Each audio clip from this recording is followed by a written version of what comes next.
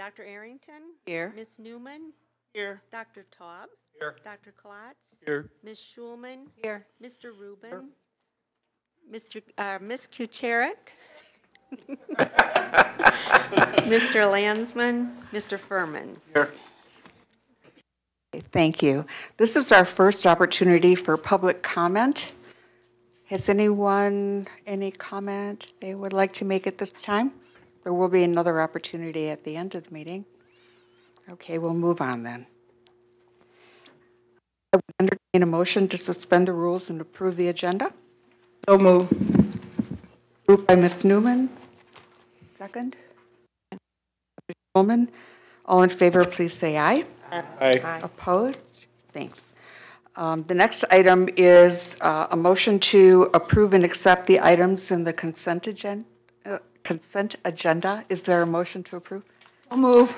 Mrs. Rusbecki, and a second? Sec- Ms. Newman, thank you. All in favor, please say aye. Aye. Opposed? Okay. Next item on the agenda is a presentation from MORC. I understand Dennis won't be able to join us tonight, not feeling too well, so. Madam Chair, I'm sorry. I meant to say something about the consent agenda. There was no committee of the whole, so we wouldn't have minutes. Thank the Lord. Okay, thank you. Goodbye, though. Good evening. I'm Lindsay Calcaterra. I'm the Vice President of Growth and Communication at MORC. As you said, Dennis Spot intended to be here today. I got a text from him late this afternoon that he was feeling very ill, so he asked me if I would substitute for him. So please accept his apologies. And we're very proud to be here to present to you today. We thank you for the opportunity. I brought with me many people who will help tell our presentation today. I wanted to start with just a brief, some very broad numbers of just how many people we serve in Oakland County.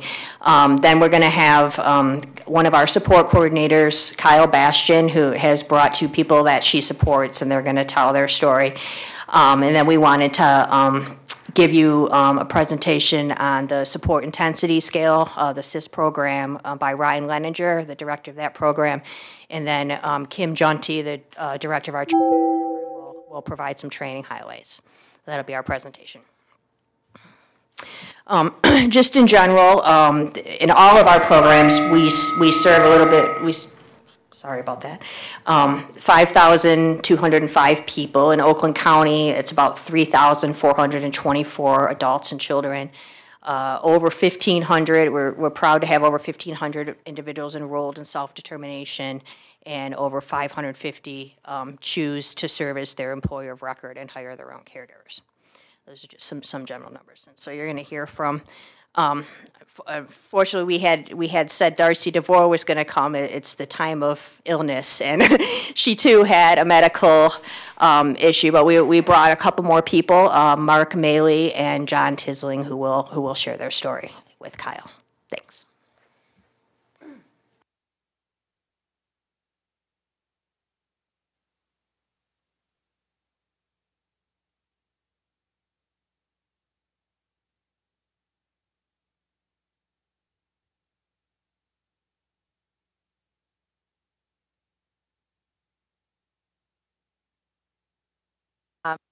Kyle Bastian. I'm a senior support coordinator at MORC. I've been there for coming up on 10 years. And I've had the honor of supporting John and Mark for, I think, coming on the last 6 years. John and Mark live together in Royal Oak, in their own home. And we're going to talk a little bit about kind of the independence that they get to experience in the community through Oakland County Health Network. MORC is their provider, and then Integrated Living that provides their services. So you want to pull up?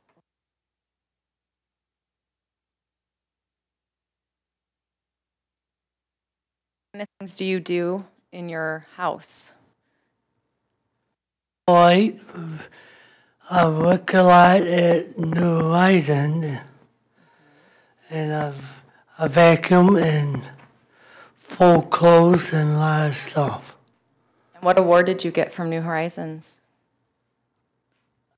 Man of the Year award. And what kind of things, John, do you do in your house to keep independence? I clean my room, I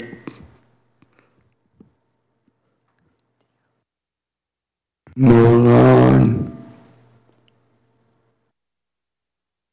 mow the snow, and do dishes. I do the grill, cooking, and a lot of stuff. And what do you grow in your backyard? I got green beans, squash, and potatoes.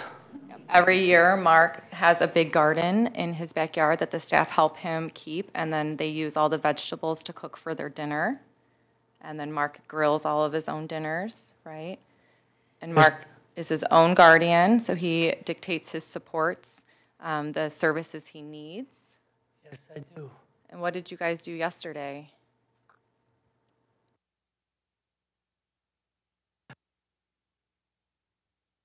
I went to karaoke and I was singing. And Elvis Presley. And I sing for Usher. and Two every, different eras there. and every weekend, where do you guys go on Saturdays? Hey, boy.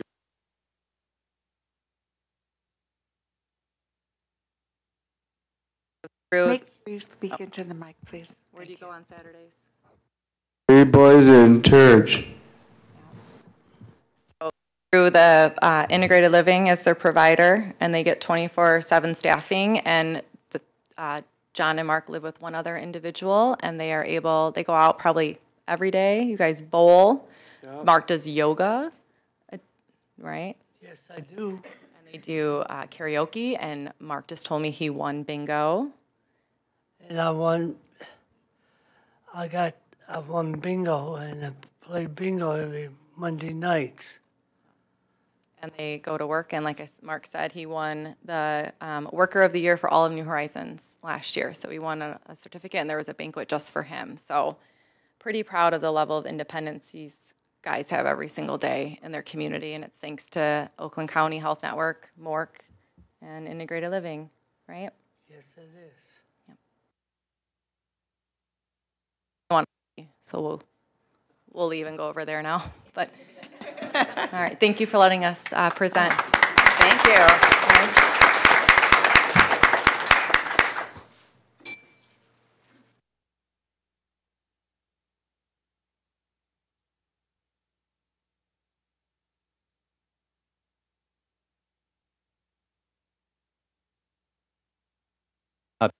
To the board. My name is Ryan Leininger, and I'm here on behalf of the Support Needs Assessment Center of MORC. We provide training throughout the state of Michigan for new assessors and are responsible for the MORC side of SIS productivity here in Oakland County today.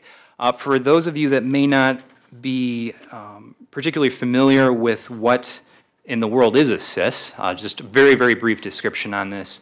The SIS, or Supports Intensity Scales, is an assessment that is used to identify and summarize the pattern and intensity of supports that an adult that happens to have an intellectual or developmental disability, that is what they need to be successful.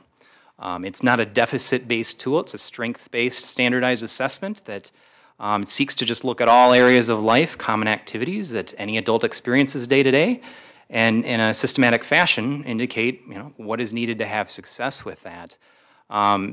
It's something that was created out of a need, frankly. The authors of the tool happens to be the largest and oldest advocacy group for this population that we serve, AAIDD, and they realized that having a systematic tool that could summarize this, that could be incorporated into person-centered planning, to write goals, objectives, kind of inform that process, and yet also be useful for those that indeed like to look at and use numbers and track changes over time and outcomes, all to these ends. So just a real brief background on kind of what the SIS is.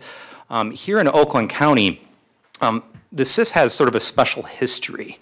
I'm going to share in just a minute some excellent news about Oakland County's standing with MDHHS as it relates to the CIS. Oakland County is a leader among PHPs with this, which is well deserved.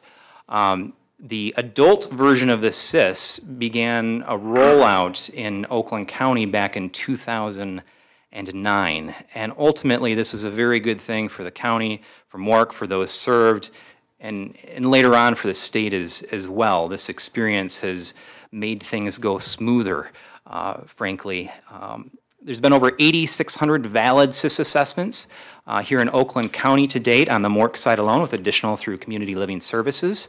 The state in 2014 made the decision to roll out the adult version of the CIS statewide, at which point Oakland County was already totally up and running, and most individuals served had had one, if not two, assessments already on file. For those PHPs that had never heard of this and thought, what in the world in the CIS, difficult rollout to get things going, so advantageous for the county for sure. Also back in 2013, Oakland County was involved in a pilot of the children's version of the CIS. This is something that is a possibility with MDHHS currently to help meet some parity purposes as decisions are made of what will be a tool that is used for children in the future. Some unique CIS accomplishments that have happened here in Oakland County. I would say right here we are the pioneers of using the supports intensity scale for advocacy purposes and for speaking into person-centered planning and measuring outcomes over time based on available resources, et cetera. There's a couple reasons why Oakland County has been successful with this. First and foremost, communication is a strength. Here at MORC, we've taken a process of informing everybody about what the CIS is with clarity before anybody gets a phone call to schedule an assessment. Ideally, even before a supports coordinator mentions it, there's a letter that goes into the mail to these individuals, the guardian or the family, that tells them about the process, that invites them to an informational session where they can have questions answered, and tells them who in fact will be calling them. Something that is truly unique here in Oakland County is that there's only been a 1% refusal rate on the data I have available of those that have declined to participate in a CIS. Just to put this into perspective, if you look at all 10 PHPs, there are some places out there where the ratio of those that have declined or refused has been between 20 and 25 times greater. Communication is the primary reason why Oakland County has not experienced that through MORC. Another element is just local expertise. Here in Oakland County, all the assessors that do these have access to trainers who maintain the highest certification levels that are available internationally. So it's an incredible resource to have those people to have face-to-face time with them on a regular basis. Final reason, just pioneering use of the data of both for the person-centered planning purposes, for working with some outside organizations that have had a strong history with how can you use this data in a responsible and truly helpful manner. There are satisfaction surveys that are offered to every individual, guardian, or participants in a CIS here in Oakland County. Those are available online. They're given via hard copy. And those results are looked at, every one of them, on a monthly basis to identify patterns and see improvements that can be made. Very simple process of 5 basic questions that just determine the ease of discussion, the comfort level of those participants, and identify any ways that we can further promote respect and a collaborative approach with everyone. And some sample handwritten notes are available there that we've gotten from people in the past. Just on a final note here, I want to briefly introduce you to an incredible individual that receives services here in Oakland County. Her name is Carson Alexander, and Carson and her family have participated in 3 CIS assessments to date. And some years ago, Carson made the decision that she wasn't entirely satisfied with her typical plans and participation In a secondary education program she was involved in, she decided she wanted to pursue occupational therapy. Assist was done around that time, which helped to document and identify some of the supports that would be needed in implementing changes and the data to go along with it. And she found that to be very helpful. The quotes you'll see on the screen are actually from Carson's mother, where she described this experience as painless. She referred to this assessor, who has a reputation for this and input from many, many others, is just effervescent and lighthearted. She says, Julia helped us to navigate some of the difficult topics about support needs, and she took the time to help us move forward to gain consensus on these ratings. Carson has also done an incredible job of being involved in some groups and speaking up and influencing. She has a reputation as an influencer. She's involved in OU Cares through Oakland University. And she is also involved in a group called Uniquely Me, where she took the lead in choosing to rename this formerly titled group of the Aspie Women Talk to Uniquely Me. So just some background on this I hope you found helpful today. Are there any questions regarding the CIS that you'd like to ask at this time? 1% obviously is excellent, but I'm just curious, do you know what I may have missed it, the reasons for even that 1% to turn down participation? Yeah, in Oakland County on the MORC side, first and foremost, I will say it's the history. To have been experienced with this since 2009, things were already working. So when the state adopted this, there were really no changes that needed to happen in Oakland County. Those productivity goals were already met. I also didn't speak to that, but many PHPs struggle, not just because of the refusals, but maintaining productivity, what the state expects.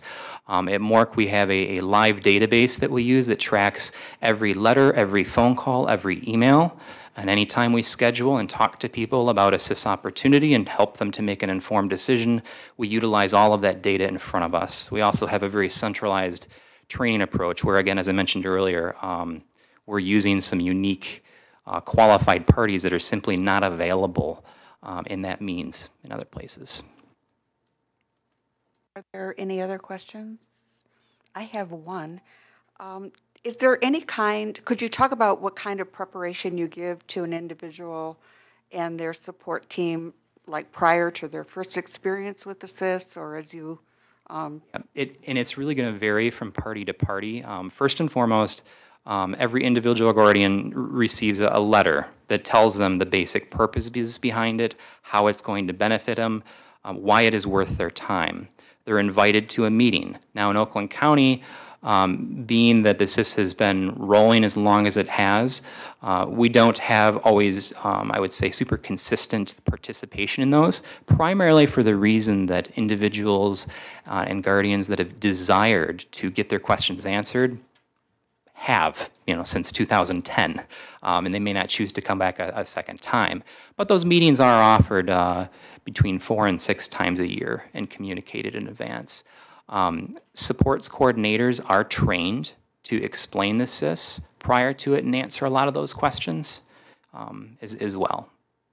Does that answer your question? It does. Okay. Also, how long would it typically take a person to go through the CIS? Average durations are going to range anywhere between 90 minutes minimum to 2.5 hours.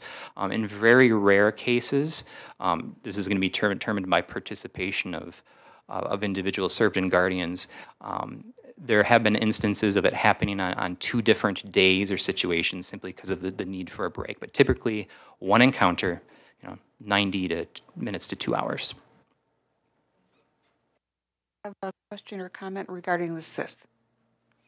Thanks. Hi, good evening. My name is Kim Genti, and I am the Director of Training for MORC and also the Director of the Center for Positive Living Support. So I have not addressed the board previously, so I am thankful for the opportunity to share with you some of the things that MORC Training has been up to. MORC Training has a long, long history of training direct support professionals in Oakland County, and we take that job very seriously. not only the training of them, but the advocacy of the direct support professionals. And today I just want to share some of the highlights of things that have occurred over the last year and some things we're looking forward to in the future. We trained about 12,000 people last year. We register about 15,000 people a year. Oakland County's share of that is about 9,500. It's about 3/4 Oakland County and a quarter from Macomb County. So the majority of the training we provide is to people providing services in Oakland County. And while that's a large number, it's also a sad number because it speaks to the turnover within the system. We have been in partnership with our, previously the providers that we contracted with to really, over the last 5 years in particular, to really take a look at the systemic areas that affect training and their ability both to get people trained quickly and competently. And so we worked in partnership with them over the last 3 years, and we were really able to bring about a half of our curriculum to an online format. We were able to do that by researching best practices, technology, purchase some software, and many of those courses were developed because our team was self-taught. We had a couple people on the team who had an aptitude to do that and just really kind of delved in to learn that software, and we were able to develop half of that curricula so that it's now in an online format or a blended format. The other thing we looked to do was to see if we could get more comprehensive skills in or resources in the hands of both our providers and our direct support professionals. So we've got a lot of helpful tints, tutorials, video tutorials. People can go online and watch how the 9 different medications that we train them on, the proper steps for those so that there's resources at the ready, both for review of skills that have already been taught and also tools that midline managers, home managers, and providers can use if they want to utilize those tools to kind of do a refresher on skills if they think things are getting sloppy. Over the last 3 years now, we have been co-chairing and then chairing the state training guidelines work group, which is a work group of shareholders across the state that have been meeting since 2007 to build some consistency with the expectations of the direct support professional curricula. The original department curricula is still used as that foundation. It was a wonderful curricula that was developed. But at a certain point, there was no one at the state updating that curricula. And so this group was formed in 2007 to serve 2 functions. One was to make sure that we could take the elements of that original curricula and make sure that they were updated to best practice within the field on a regular basis. And the other was to provide some structure so that we could work towards a statewide training reciprocity policy, which means that everybody across the state serving as a direct support professional was going to receive training that met some baseline standards on quality, consistency, and outcomes. When the state kind of moved the training obligations down to the county level, things got a little watered down across the state. And we know that in order to provide quality and consistent services, that we needed to have a baseline of consistency for training across the state if we were going to honor training reciprocity. So we have worked to kind of lead that group in partnership with many of our Oakland County Health Network colleagues here. And there have been tough decisions and tough things that we've had to work through. But I think we're seen, and Oakland County is seen as a leader across the state when it comes to training, providing comprehensive, high-quality training. And so we're looked at as that source of excellence when there's questions across the state about the direction that we should go into. One of the things systematically that we've seen as a barrier within the system is our midline managers. We really kind of focus on that direct support curricula, but we know that homes operate more efficiently and with much more stability when we've got a well-trained, qualified leader at that mid-level manager. And yet within the system there were limited opportunities to teach them some of the competencies when they were maybe an excellent direct support professional and now were promoted to a manager position. Those are two different skill sets, and many times they were struggling. And so we've provided over the last 7 years a monthly leadership series on a culture of gentleness and leadership to our provider network. And we're just now developing another leadership series for a second-level leadership that we're piloting within our own internal team, and our expectation is that we can extend that out to our provider community within the next 6 to 9 months. The other thing that we did to bring quality options, training options, and information to our district at reduced cost was we started about 16 months ago, started a webinar series where people could attend webinars on topics of best practice, current trends. We have hosted close to 25 webinars now, and there's been over 2,500 individuals across the state, Canada, and neighboring states that have been tuning in to those webinars. So it's reaching a wide audience.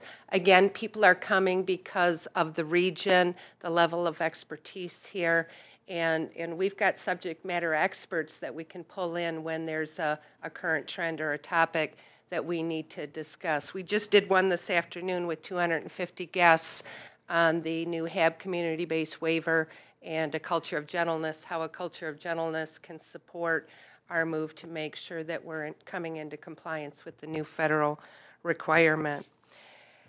This year will be our 8th annual Culture of Gentleness Conference. This is held annually in Ann Arbor. We usually draw around 300 people from across the state of Michigan, Canada, and again, neighboring states. This is an opportunity for people to gather together to learn about best practices, about how we can positively and proactively support individuals that might have complex needs in a person-centered process that tries to reduce the amount of restriction or restraint that might be used in their care. It's also a method that we embrace to follow as our leadership guide, as well as developing mentors that can go out and support people that are providing some real complex services. Last year, our keynote speaker was Dr. Michael Wilkins, and we were thrilled to have him. If you're not familiar with him, he was the doctor who is working at Willowbrook State Hospital and was advocating with the parents to demand better services, and he was fired for his efforts.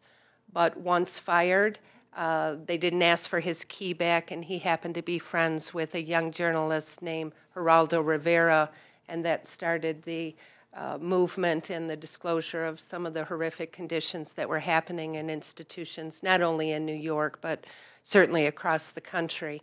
We wondered what had happened to him, and what a story, because he risked his career. He was a new doctor, and the likelihood of speaking up could have cost him his opportunity to find employment at other places, but the ending was much better. We knew that that was not the conditions we wanted. So he was our keynote speaker. He still works at a VA hospital in Kansas City, working with the most marginalized folks within the community, and he was a big hit, and really a wonderful advocate to be able to bring to that audience. We're pleased to announce that we're going to be hosting the International Culture of Gentleness Conference in the year 2020, and I've spoken with Ms. Downey about that. We would love Oakland County to be a part of that. There are over 9 different countries that are represented, from South America to Mexico to Iceland and Poland and Europe and Canada and the United States. It's a wonderful opportunity for people all over the world who are working on deinstitutionalization and more humane conditions for people that we support that will be here in our region. And it would be a lovely opportunity to be able to showcase some of the fine work that Oakland County is doing. One of our accomplishments over the last, I believe this is our 4th year, possibly 5th, we have partnered with Oakland University's medical school, and we speak to second-year med students. They come for a series of discussions. It's a peer-led group where we're able to educate those second-year med students on people with disabilities and special considerations with their care, how they want to be treated like everybody else.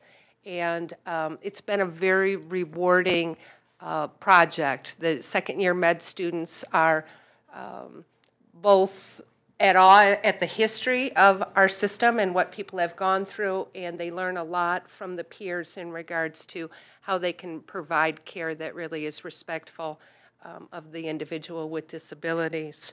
Because of our work there with OU, we applied for a DD Council grant to expand that, and we were awarded the grant, and we will be expanding and looking for partners to expand that in the south, lower half of southeastern Michigan region, so that we can continue to educate both medical students and nursing students about our population and how we can best provide quality care with them. We have partnered with Oakland County Health Network to revamp a direct support professional apprenticeship program in partnership with the Department of Labor, Michigan Works, Oakland Community College. And this is an apprenticeship program where we can get them credit for the entry-level caregiver training that they take. That combined with some courses that they'll take through Oakland Community College can get them a certification and more importantly, set them on a path to get them into school and to education is key. And we see so many smart caregivers every single day that maybe didn't think that secondary education was a possibility for them. So we're very excited to work in partnership with Oakland County to launch that apprenticeship program. That's close to being ready to roll, I believe. Some of the things I just want to share real quickly with you, some of the inspirational stories that happen in training that maybe you don't get to hear an awful lot, is our primary objective is to provide training to the workforce, providing the services, but our role is really much deeper than that. We really see ourselves as an advocate for direct support professionals. I spend every single day with them, and what a blessing that is, but the struggle is real. And so they come in, they're hungry, they're tired, they've just worked 3 shifts, and now they gotta pass that test so they can keep the job. There's a lot of fear based. If they don't pass, they won't be able to keep the job. And so our job really is to support them, nurture them, find them a sandwich, find them a quiet place to take a little nap on a break, and really to support them through that process. Our other main outcome is really to empower them. Many of them maybe weren't successful students when they went through high school and their confidence might be low, but we like to instill in them that they're an adult learner and that anything is possible. Sometimes it takes them 2 or 3 times to go through successfully, but we've been able to partner with our providers that if we've got someone who's a struggling learner, that we partner together with our providers, so they're doing some extra tutoring on the side and we're doing some things to make sure we can get them through that curricula. We've had people go on to sign up for school to write books of poetry that have been published and come back and share that, and so we hope to be an inspiration that anything is possible for them. One of the things I also want to share is we support a lot of medical emergencies in training, and people don't often think about that. We had a recent young caregiver who had just given birth 3 months prior, and when we were measuring her blood pressure for part of practicing that skill, it was remarkably high. We were able to get her into the hospital where she was diagnosed with post-eclampsia, and she needed medical care right away. We've had people that have had mini strokes because their blood pressure's high while they're in training, or they're not taking care of their health because they're making decisions about whether I can pay for my blood pressure medicine or pay for my gas in my car. And so I bet there's at least 15 times a year where we're intervening in medical situations where, and we're lucky that we have some nurses on staff, and I know MORC's not the only program that does that our training partners do that as well. But it's something that I think the board should know is there's a lot of additional care that's taken. Those are some of the highlights of what we've been working on, and I'd be happy to entertain any questions that you may have. There are questions? Lois. Found your report to be inspiring because a lot of my experience and the things that you mentioned that you're training for are issues that are ongoing and caregivers need to be supported. One question I have is, how do you follow up with the recipients of the caregiving? Do you have a way to monitor what the recipients are saying needs to be done in your training so that you're constantly addressing that with your direct care workers? We do throughout MORC, but the training department itself does not have the resources to go out and do that follow-up observation. But within our system, our support coordinators, all of our support coordinators are required to take the full direct support professional curricula, not because we don't think they understand some of those things, but we think it's essential that they understand what people are being trained on and what they should be implementing in the, so they're monitoring some of that. We also have had a strong partnership with our providers where we're meeting on a regular basis to talk about the barriers of the system. And a lot of those ideas about supplemental trainings came from those conversations. We're trying really hard, but we still have a high level of medication errors, or documentation still isn't up to par. And so partnering on those things and seeing if we can come up with a training that meets the generation of people that are providing the service, and it's at the ready so that it's not an additional cost to the system, but they can sign on or look at that information at the go. I think the trend for training in the future is really having resources available anytime somebody needs those so that they can log on and they can look at the best practice that they need to follow. Yeah, I liked what you said about the training of the direct care workers, education going on, because I think really what's missing is valuing these direct care workers, because if we treat them as professionals just like anybody else, they will sense that they're valuable, and then I think that the way they interact with the recipients of their care will be more powerful and compassionate. And, I agree, and one of the things that we hear on a regular basis, that if I don't accomplish another thing in my career, many of our young parents who are single parents, many of them struggling, have come up after they've been introduced to a culture of gentleness and how we interweave that to all of the training that they receive. They've come up and shared multiple times, I will now raise my children differently because I have received this training. And for me, that's powerful, because not only are we educating that generation, but we're influencing how they will then raise their children, and that's an obligation and an opportunity for us, certainly. I just wanted to say the management component of it is extremely important, because sometimes you get management that does not listen to the direct care workers and come in with a management mentality where they know what's right. So I guess I like the focus of where you're going, and listening to the recipients, listening to the direct care workers is so important in a management level. Oakland County's been a wonderful partner with that. I'm very pleased with Tricia Zizumba coming on as the training director, and Jean Fentner, who I had a previous relationship, are wonderful, wonderful partners. So we appreciate it. Are there any other questions or comments? I have, Ms. Newman. I enjoyed your presentation immensely. Thank you. And I really enjoy your energy at this time of night. Well, It's going to wipe out as soon as I go. Have a blessed holiday season, and thank you. If you don't mind. I'm so sorry. No, that's okay. I just wondered if you could elaborate a little bit about what some of the elements of the curricula for the various kinds of trainings might be. Sure. Some of the old language, when it was a state curricula, we called it units of training, but I'll run through the key topics. All direct support professionals, or for the majority of them in most residential settings, they spend a couple days with us on an intro to human services and their role within the field. So that covers some history of where our field has come from, some of the things that have happened, some of the different viewpoints, and where we're headed now. And then we cover a lot of advocacy stuff and the essential part of their role in bringing happiness, a sense of safety, and value to the people that they serve, as we spend a couple days there.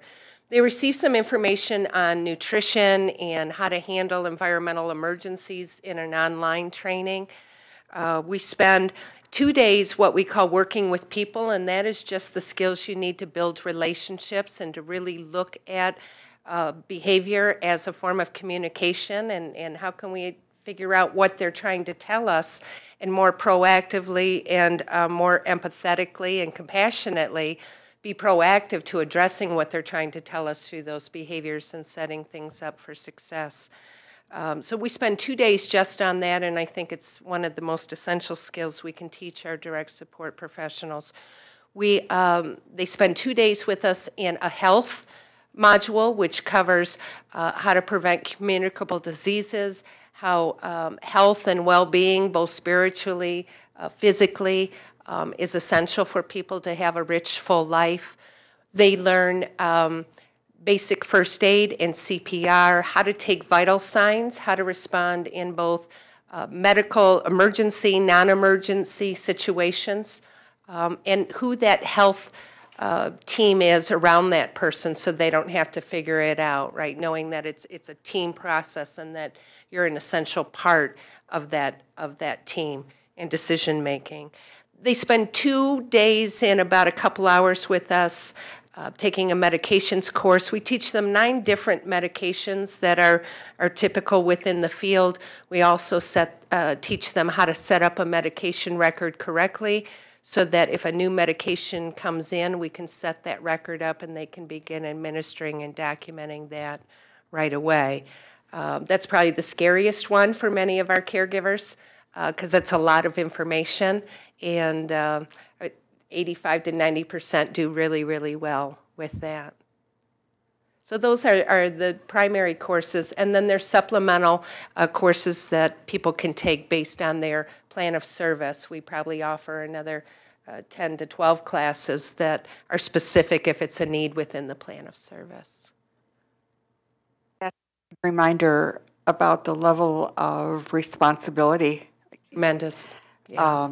That people assume with such an open heart. I think that's just very encouraging and enriching, especially this time of year when we feel like, that we're looking for the good news, and that certainly is that. Yeah. My final question is, after completing the training, is there like a refresher every so often? Is there a requirement for that? Some of those trainings have different refresher requirements. Some are required annually, some every 3 years. We require a refresher every 3 years. For some of those courses, it's a competency test, and if they can still test out of that unit, they can continue on providing those services for another 3 years.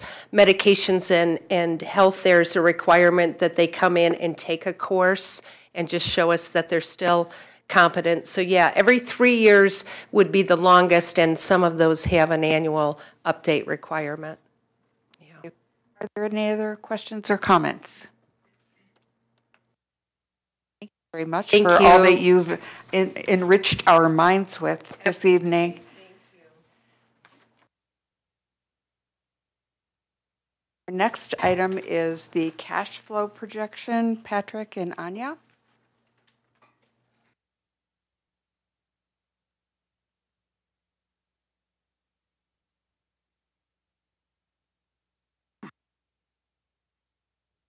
Good evening. Patrick's handing out one of the slides just because, unfortunately, with an Excel document, trying to put it into a PDF to pull it up on the screen is more difficult than one might think. So hopefully this will help you look at it. We also obviously have this all in Excel, so should you want to be able to look at this in detail, we can always provide that. Hopefully you can read it. It's hard to read. It's small on the paper. Yeah, I know. 6 months worth of cash flow, it's small on one piece of paper. So Patrick will go through this, and I'll help clarify anything you have questions on, and we can talk through any questions you have on this document. First of all, we want to start by showing this presentation is showing a 6 months cash flow of activities in the areas of operating, investing, and financing activities of cash flow. Cash flow is projected using the direct method of reporting all cash receipts and cash payments. So I just want to clarify this for non-finance people. This is like your checkbook. This is money in, money out. So what this shows you is a little bit less complicated than something like the cash flow statement, because it doesn't do the ins and outs of depreciation and non-cash expenses. So think about this like you think about your checkbook. The money you put in, the money you pay out, and the money you have left over at the end of the month. Same concept, so just on a little bigger scale. So this first slide, it shows the biannual cash flow for 6 months. It's actually the 6-month cash flow projection. This report takes in consideration all the actual cash receipts and cash payments from operating activities. We use to monitor our cash and track the timing of payments and timing of cash being received. The graphs show a summary of all of the various fund sources, and it shows a percentage of the cash transactions which went out of the account and in the account during the month. It shows October. Also included is a projection of the reoccurring monthly cash payments. And it also shows the quarterly payments and cash receipts that will hit the account during this 6-month projection. So, and just for clarification, we keep this on a daily basis. So this is what you're seeing as a monthly summary, because that's what we were asked to provide. But we keep this level of detail on a daily perspective, because anytime we cut checks, we have to know there's enough cash to be able to cover them. So we don't typically look at it on a sum of a month, just because we're looking at it really on a bi-monthly, because we cut checks every other week, basically. So we keep it on a little more detail than what you're going to see, but what you're going to see is kind of our reoccurring monthly payments, like Patrick just said, and then some of our payments are more like quarterly and things like that. So while in our financial statements you might see us accrue for those things every month, we don't actually push the cash out every month. So there are certain payments. I'm going to use the HRA, the hospital rate adjuster, for example. We push that payment out once a month. We would accrue it monthly, but that's not a cash transaction. It's only a cash transaction every quarter. So when Patrick gets into the detail of this, you'll see some of that going on. This 6-month projection goes out to March 31st of 2019. It's based on source of funds, expense categories, and timing of monthly payments, quarterly cash receipts, and cash payments. If you look at the next slide, about the reoccurring monthly. It's broken down monthly expenses or the timing of quarterly scheduled payments. The total cash payments is $23,619,419, and the 6-month projected cash payout is $149,962,003.54. And so that gives us the monthly, and then we projected those payments out for 6 months, and money coming in the account and money going out of the account.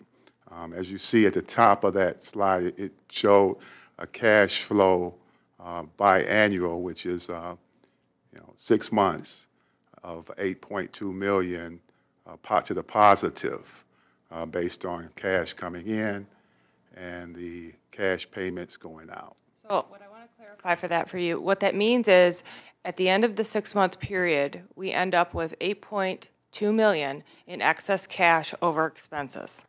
So when we get to the actual detail of what Patrick's going to go through next, you'll see that one of those is an investment maturing. So in total, what we would typically see without that is about $2 million less than that. That slide shows all of the monthly and the biannual expenses or cash payments.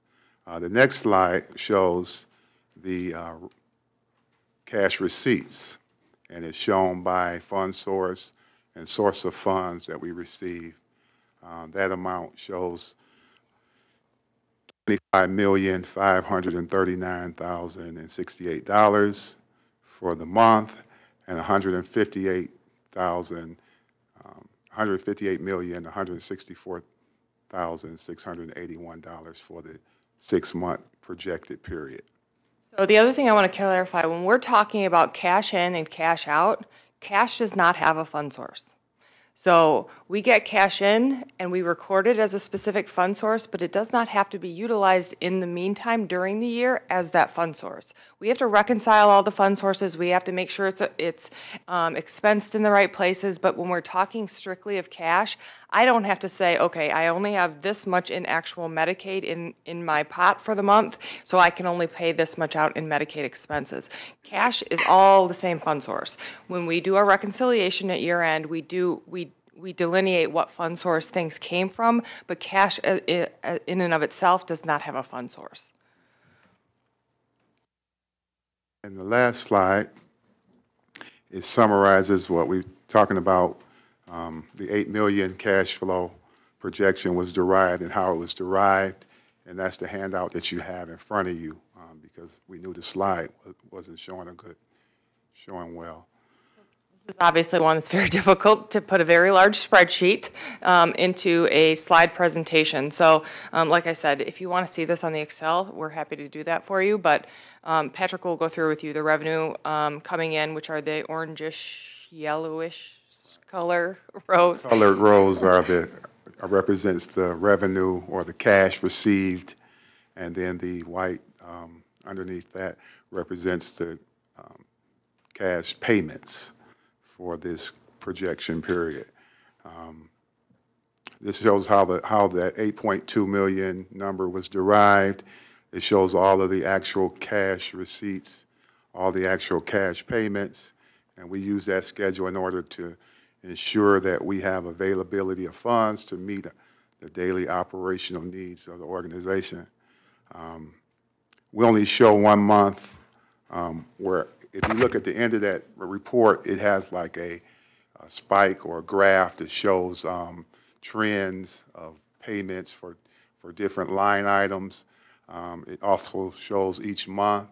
We only show 1 month where our actual cash is received is less than our actual cash payments. And we know why. We can really pinpoint the reason why. And one is because of the direct care wages in the month of January, and also the state facilities, HICA tax, and the HRA quarterly payments all were due in the month of January.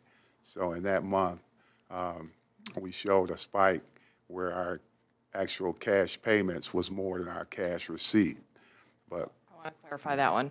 So what Patrick is saying is in the month of January, we expect to pay out more cash than we are receiving in January. But what I want to point out for you is the several months prior to that, we have excess cash. So at no point are we in a negative situation. It's just that if you were looking solely month by month, January is expected to push out more cash than we bring in January. And that's primarily because the direct care wage lump sums that we're doing for a 6-month period. So we're pushing the majority of those out in January. In addition to what we talked about, some of our payments are quarterly. So our HRA, the hospital rate adjuster, is quarterly, and the tax we pay on our claims is also a quarterly payment. So all of those things hit in January, but because we have prior months that are going to carry cash forward, At no time will we have a cash flow issue. We went through all of the slides for this presentation, and I would like to entertain or ask if there are any questions. We'd be happy to answer them. One point I do want to make is as we are able to sign leases for this building, that's going to do two things to this particular document. One, it will update the cash flow coming in because we will receive rent coming in.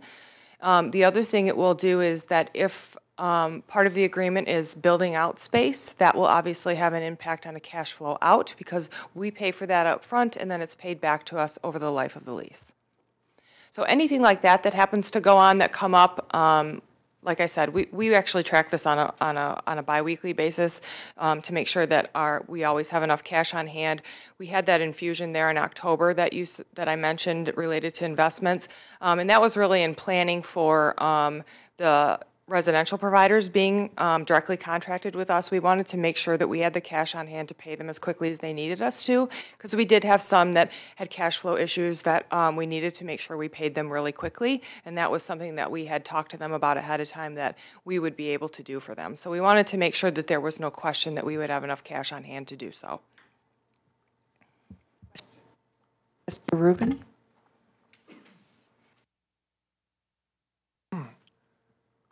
This 8,202,000. Sum of each of the months. If you look at the bottom of the document that shows each line, it's the sum of the 6 months combined. So the actual budget number did you put in here? No, because this is a cash flow document, so the answer is no. So you have some income on investments. How do you book that? Is that real? Is that actual cash coming in? You write you a check or you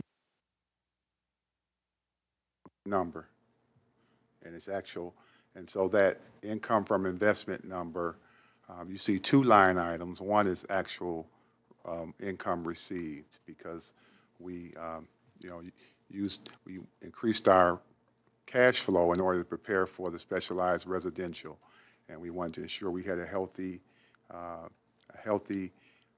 balance in the bank in order to meet all our obligations coming due during the signing of the new residential contracts. And because of that, we did show investment from income to ensure that there was no issue with cash flow when we took on these services. We wanted to make sure that when it was time to pay, we were able to pay. And so that's where the income from investment came from. Correct me if I'm wrong, Sid, but I think you're referring to the $39,000 income from investments. Can you talk? Patrick, I didn't quite understand how that relates to the question.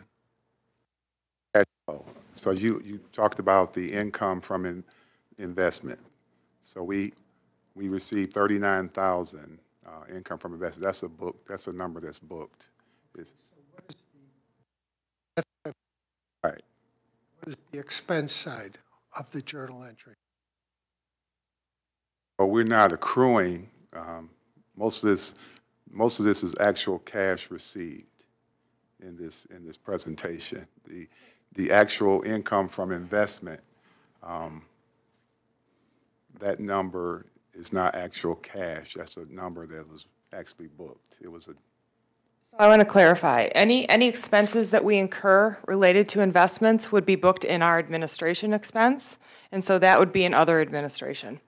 So if we are paying any fees related to our investments, that would be booked within administration, but that's a cash expense that's part of our investments, so what you see is the net that we receive in actual cash. They choose a replacement for Morgan Stanley? You're going to get that information by the end of this week, and then we're going to talk about that at Committee of the Whole.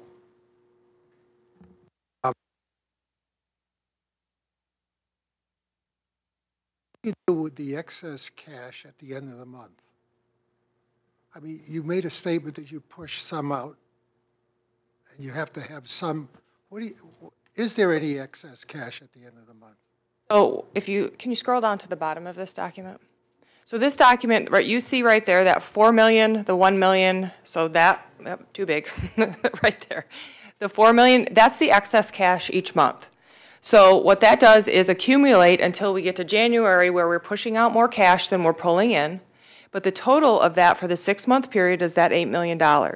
So what we would typically do is we would build up a cash reserve until we were comfortable with what it was, and then decide if we are going to invest anything if it were to get too high.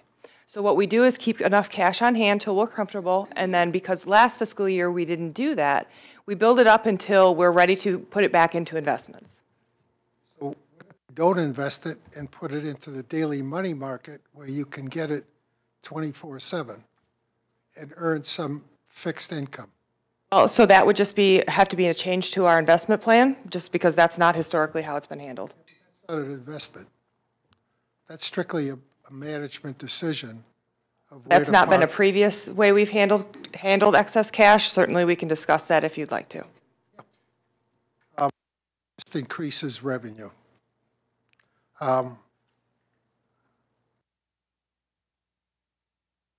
Appreciation in any of these numbers, correct?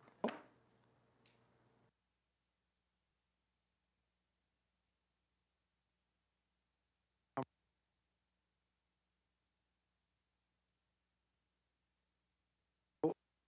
much of this is actual? What do you mean? Period. Is the period? This is October through March.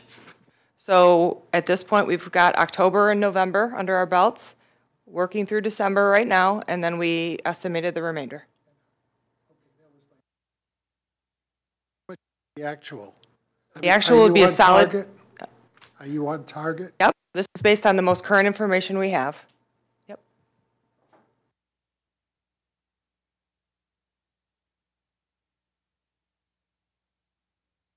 At the end of the year, you're probably going to come up with a. So that will depend on how the remainder of the year plays out. You're estimating. So we didn't do the second 6 months, and like I said, we have a couple variables that may impact this, so it just depends on what the remainder of the year looks at. We only did the 6 months.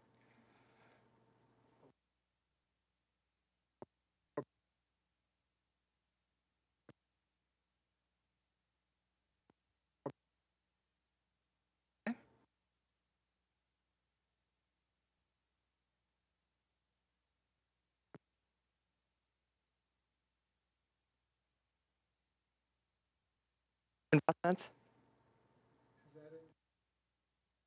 So I would, if we are at 4 million, I would not plan to put it back into investments. If we end up with over 5 or 6 million, then I would probably start to put it back in investments. I like to have a bigger cushion than that, just because of the large payments we make to providers, depending on, sometimes the state pays us late. So there are times when we need to push out payments and we haven't received our payment from the department yet, and I prefer to have a little more flexibility than that.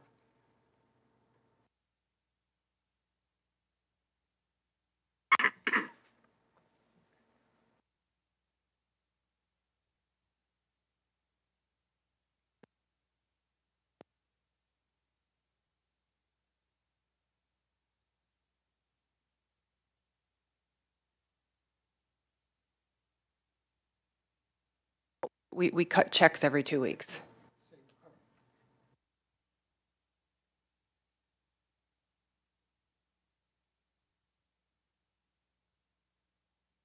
This is.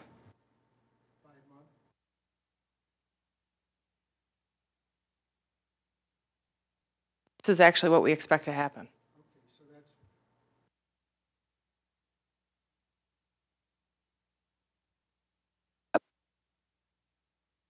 Correct.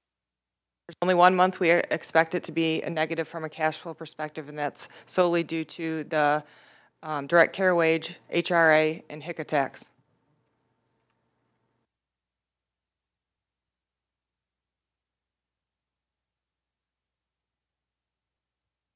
You can always follow up with us.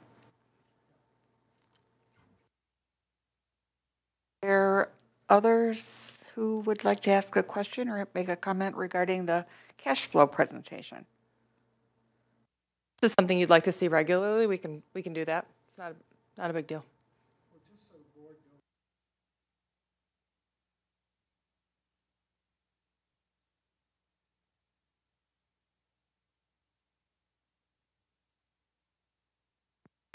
Annette and I have agreed to meet and go over some financial issues. I have no objection if you want to invite somebody from staff. So I hope that answers your question, Anya. I just want to clarify, because Sid, when you say things like that, people think like we're having a covert meeting. Sid asked me as we came in, should we have breakfast and chat? I said, of course we can. But the things that have been raised as questions that everybody would like to see, like the investment strategy, they've made a commitment to have it out in email to all the board members. Remember that pros and cons and what their recommendations are regarding investment. So everyone will receive that. And then we're scheduled to have dialogue about it at the committee of the whole. Yep. And then this document you specifically asked for, so they produced it. I'm glad to hear they say that if it's something that's helpful to everyone on an ongoing basis, we could produce it regularly. So I don't know the nature of the conversation you want to have. What we're trying to do is provide everybody the information that they've asked for and then have opportunities so that everyone on the board can get any questions they have answered. So I know we're going to have some good dialogue about it at the January meeting, but I have always been welcome to have any conversation with any board member about anything that they would like to talk about. That was what we talked about at a prior meeting. Yep. So that the entire board would be informed. And that was the discussion on the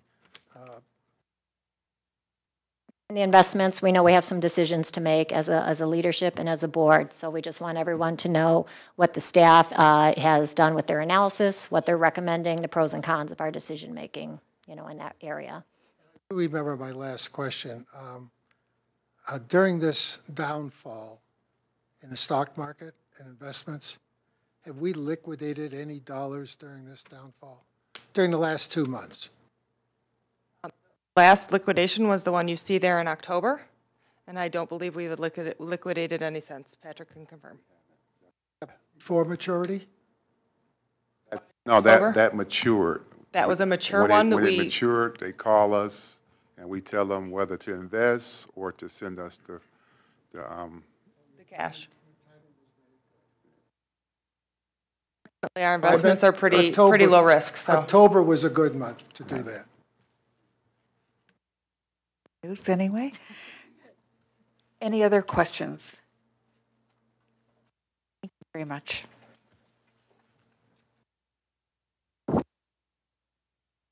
Next item is the recipient rights assessment results. Vicki and Jean.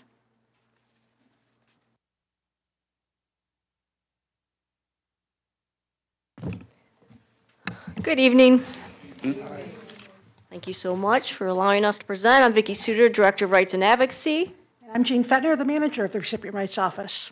So briefly, we're just going to talk about the assessment that occurred in September of this year, why we have an assessment, what it's about, and what was the outcome of that. So what is the rights assessment? It's something that occurs every 3 years. It's a comprehensive review of the recipient rights system. In Oakland, all CMH rights system has to go through this assessment every 3 years. Ours was in September of 2018. It is conducted by the Michigan Department of Health and Human Services Office of Recipient Rights. For Oakland, we get the great honor of having 5 days of auditing. That occurred in September 24th through the 28th. The assessment is based on the Mental Health Code, administrative rules, contract requirements, and it seems like they audit every single word in those documents. Corrective action plan was submitted by us to the department on December 12th. The assessment results, there's a possibility of 194 points. We received 184, which gave us a 95% compliance. That put us in a substantial compliance category. We had no repeat violations, which is a good thing. We actually were in full compliance in 7 out of 11 sections. I had 8 up there. When I did this report, I did not notice that the department's report to us had an error in their calculations. Overall quality, they indicated that the overall quality of our investigative reports have improved since our last assessment.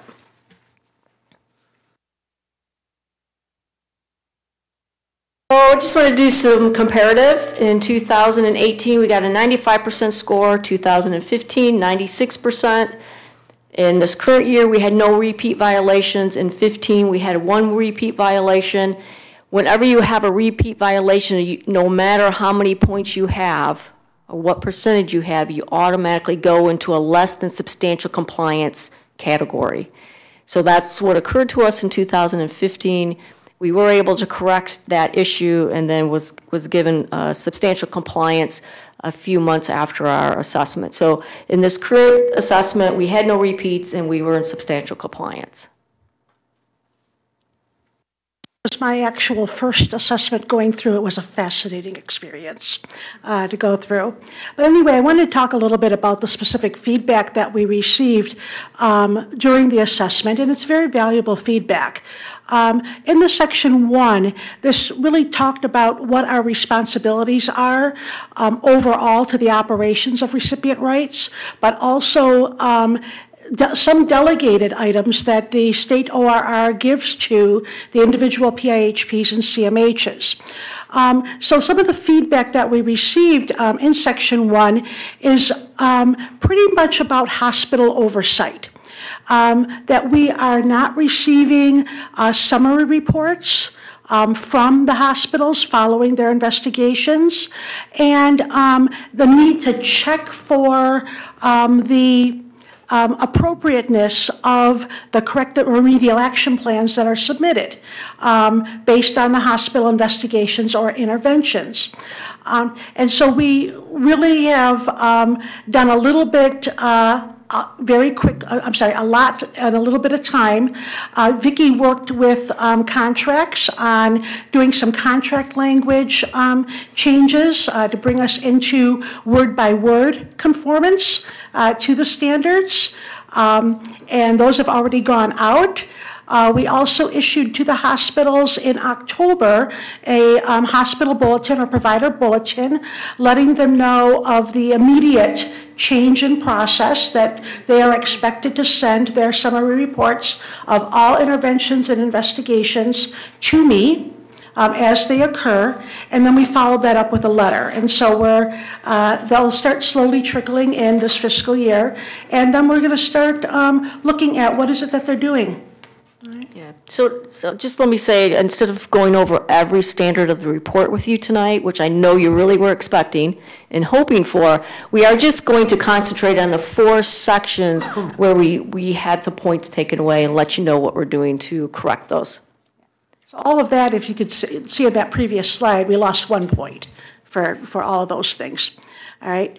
The next section that we got some feedback on had to do with complaint resolution. We lost a number of points on that one. And this is basically looking back. And one of the things that I do want to comment on, that this assessment was based on the previous 3 years, not just based on the last year. And so over time, Vicki has put a lot of things into place that have really improved the process for investigations in that. But we still have a lot of things historically that were still under consideration. So when we looked at, what they looked at was the no right involved out of jurisdiction. When complaints come in, they don't always apply to the ORR. So we have things that are no right involved. In other words, we're looking at the Michigan Mental Health Code. All right. And then we have out of jurisdiction, where somebody may have jurisdiction, but it's not us. And one of the key components that we've always done is that we provide feedback on where they can get assistance from. But there's some details within those letters that we need to be better at auditing and monitoring.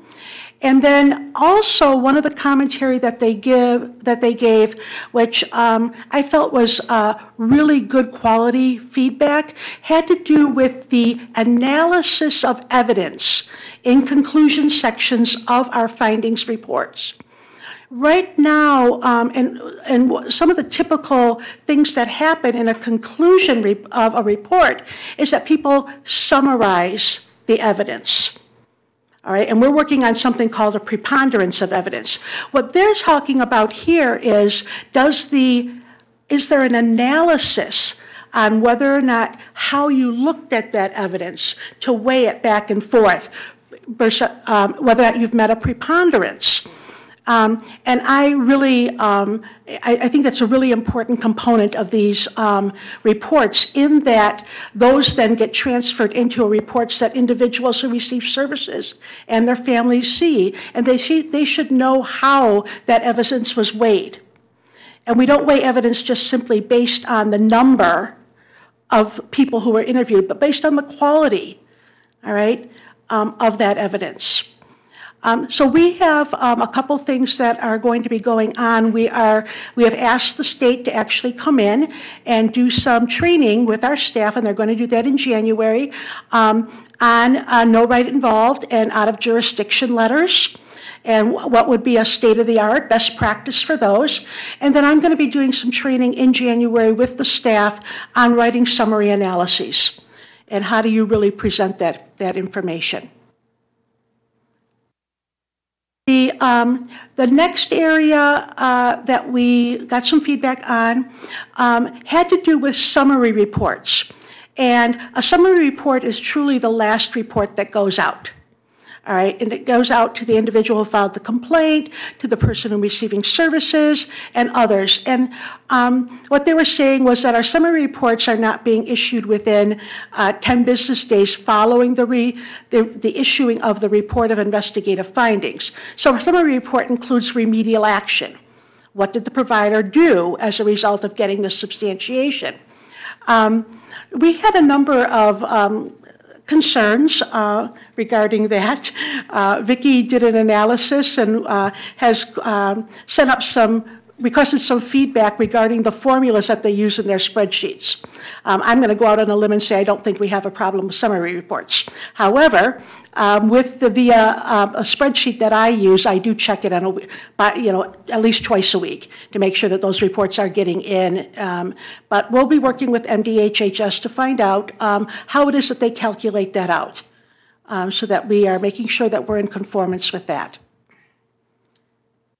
Section 9 is related to appeals, and as Jean had mentioned, we're audited for 3 years. At the beginning of 2018, I did an audit of all of our appeals for the previous 2 years and realized that we had some issues going on, and things not all, there's so much detail in everything that we have to do, and not all the details that were required in appeals was there.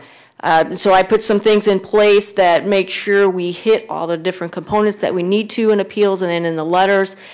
So all the findings really were for 2016 and 17. 2018 was perfect, but they still felt like they needed to take some points, and so they did. So we're in good shape with that. We had already corrected that a year ago. Got some other feedback without points deduction. There were some minor policy edits that needed to be done here at OCHN, taking care of those.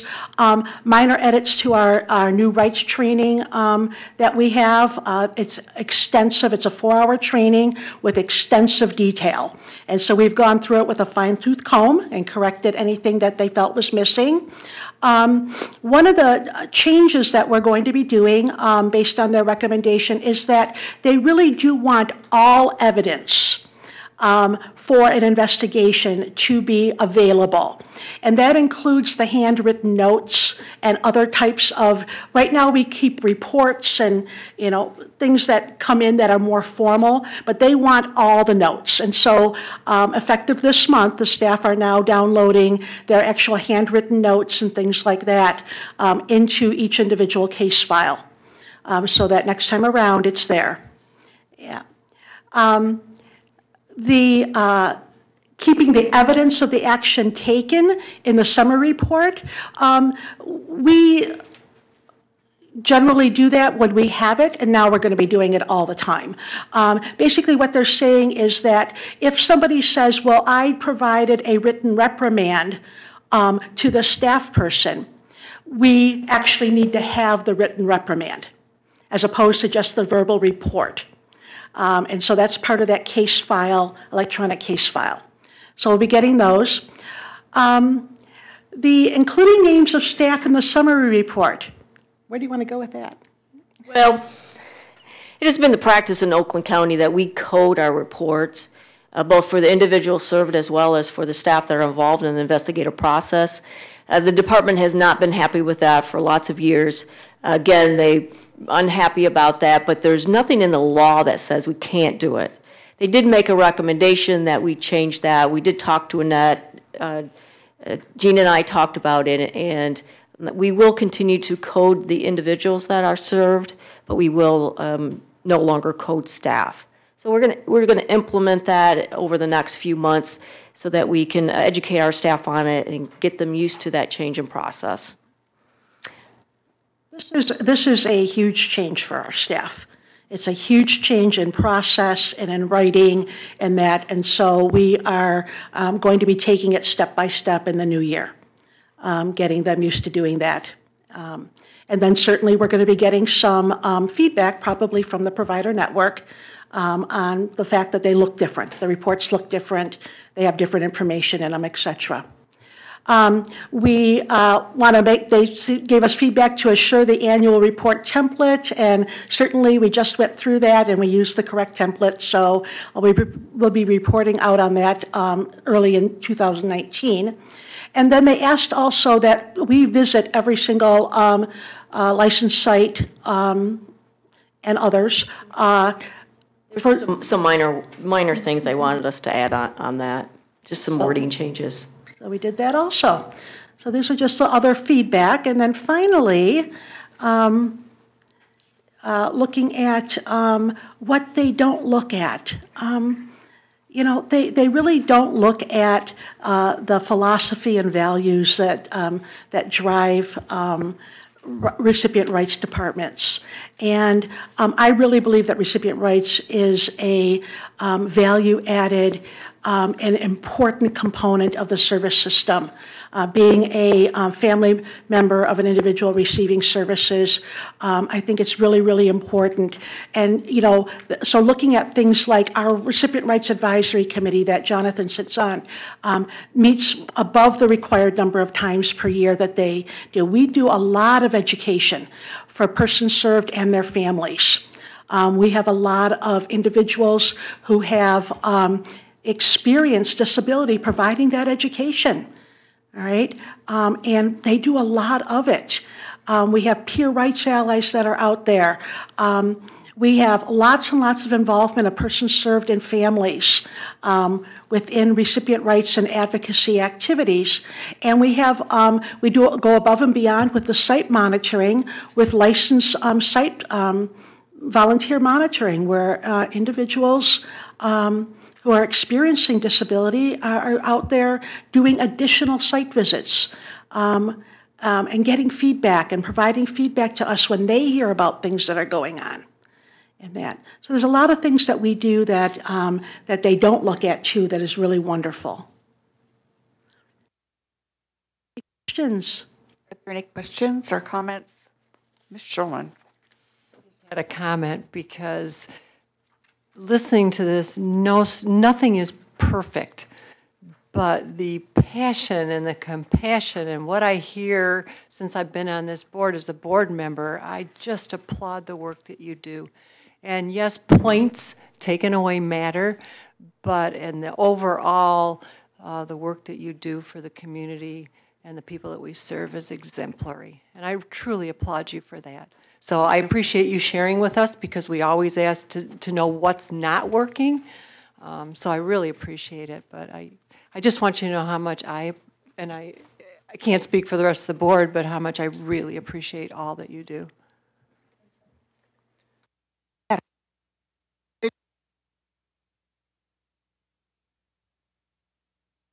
Wanted to piggyback on that a little bit because I know how much manpower is involved in these audits and getting reports together and things like that. And again, bravo on hard work and a job well done.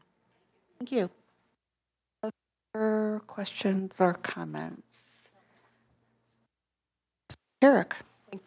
When I look over what the points were taken off for, what I suspect is a lack of documentation, not a lack of actual behavior. Because when I just read through it, the demonstration wasn't shown. So my guess is, like most things, if it's not documented, they think it's not done. So my guess is you probably got 100%. Yeah, it's highly compliant, so it's easy to miss a little period or something. Yeah, that's what it It's very shows. highly compliant. I have a question. Do you want to say something first, Annette, or? I was just going to follow up on the issue of listing the actual names of the people who are interviewed during the investigation. Both Vicki and Jean advocated very strongly for the privacy of people being interviewed and not having them individually named in the summary reports. Oakland for years has always operated where it would be staff 1 said this, staff 2 said that. And as they said, for 5 days straight, we had 4 people here from the state exclusively focused on very high-level detail. It was an argument we were not winning, and as Vicki said, for years now, they have not liked the way we operate. The other PIHPs have always listed Jane Smith said, Lisa Key said, and by name. So I do want people to know when this rolls out, our provider network probably will not like it.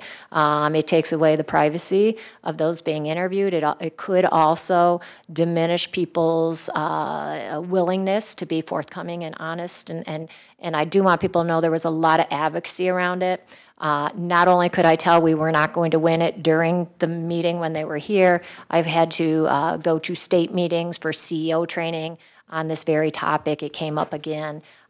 So we lost this argument with the state, although our staff advocated very hard to try and protect the privacy and promote transparency and openness of those being interviewed. So I just want people to know there was efforts to try and not make that change, but we didn't win on this one. Before I say, are there any other questions or comments for? Going back to the Section 7 and the better analysis of the evidence in the conclusion section, I think this is really a much needed, more attention should be paid to that. I guess I'm looking at it, I've been on the Rights Advisory Committee on and off for, I think, decades, but looking at it from the appeals point of view, I think that more clarity in that area will promote more understanding of the outcome of the investigation, and it may impact how many appeals then come forward. When there's some vague aspect, people will insert their own concerns, and I think that sometimes when we have an appeal that is sent back because there is no further action required, it's because we saw something at the appeals committee level that wasn't abundantly clear to the person who had filed the appeal. So I really do think that's a plus, but the audits in general are, I think, looking for fault rather than looking for positives. But I do think this is something that will benefit the people who do file for an investigation, so I feel good about that. The other thing is the things that aren't looked at, and that's where we blossom. This is an outstanding effort. The inertia amongst the members of the Rights Advisory Committee for a very long time have been to do above and beyond without any encouragement other than they know the importance of what it is that they're doing. And I think it's a shame that they don't sort of honor the fact that we have such a group of people who are so determined to do the right thing for their peers and for the people that we serve. So I agree with you. I think that they could enhance their overall audit tool by looking at some of the pluses that are not required. But like I said, it's been my experience, they're looking for something wrong. They're not looking for the great stuff. And we have a lot of great stuff, so just know that we all believe that, even if the department doesn't want to kind of recognize it. So thank you for your work. Questions or comments? Thank you.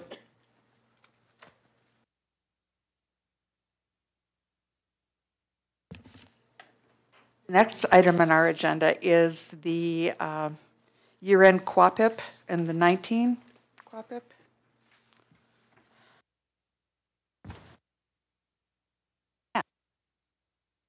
Good evening. I'm Marquita Massey, the Director of Quality Improvement and Provider Network Management, and I'm being joined tonight by Dr. Rosen, our Medical Director, and Matt Owens, our Chief Network Officer. And this is primarily because we all have a role in ensuring that our deliverables and the QAPIP are actually met, either as chairpersons of committees, members of committees, or co-chairs of committee, both of which Dr. Rosen and Matt are. Matt and I last presented to the board on QAPIP activity back in September. So some of this information may be familiar to you tonight. What we're going to be talking about tonight is the fiscal year 18 year-end QAPIP report and the fiscal year 19 QAPIP. This slide basically is just a repeat of what I typically like to remind folks of, is what is the QAPIP and why is it required? This is a requirement that's in our contract with the state. It's handed down to us by CMS. We're audited on it annually. The state requires us to send in a notification when the QAPIP has been reviewed by the board and when it's been approved by the board. And it outlines minimum assurances that have to be in place within the PIHP. For example, you have to have persons served involved in decision-making. You have to have practitioners that are active in the network actually involved in the quality program. In terms of what the board is required to do is to provide oversight, approve the QAPIP annually, and to receive periodic reports on the progress of the QAPIP. When staff from OCHN come to the board and present on topics, these are typically, oftentimes, items that are in the QAPIP. We've presented on Sentinel events in the past. Progress reports that we give you on the performance indicators are in the QAPIP. Previously, I remember the nursing staff here presented on the complex case management program. So those are examples of updates that the board receives on elements that are included in the QAPIP. We also had MSET present to the board a couple of months ago, and that's also an item that's in the QAPIP. This next slide just speaks on and reiterates more about the importance of the process of the QAPIP, that it's basically the foundation of the QI program. It lays out all the pillars that we have to meet.